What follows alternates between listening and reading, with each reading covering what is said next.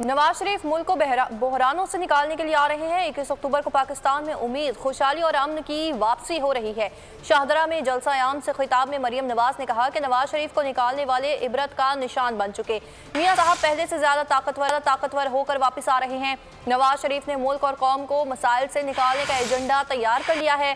कायद नून league आवाम को महंगाई से निजात दिलाकर अमन और तरक्की के नए दौर का आगाज करेंगे।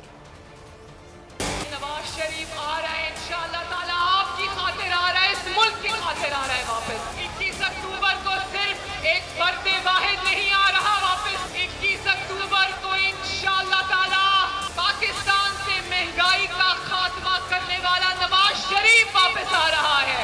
आज नवाज शरीफ से वो सब छीनने वाले कहाँ हैं? वो इबरत का निशान बने बैठे। और ये पहली बार नहीं है कि नवाज शरीफ को निकाला गया, और ये भी पहली बार नहीं है कि हर बार की तरह नवाज शरीफ पहले से ज्यादा ताकतवर होकर अल्लाह उसको वापस लेकर आ रहा है। एक बार फिर वजीर आजम नवाज शरीफ ने आसमान की तरफ देखकर कहा था, शाहदरा वालों कि मैं अपना मामला अल्लाह ताला पे छोड़ता हूं। तब से नवाज शरीफ को निकाला, हमारे घरों से, हमारी गलियों से, हमारे मोहल्लों से, हमारे शहरों से, हमारे मुल्क से सुकून भी चला।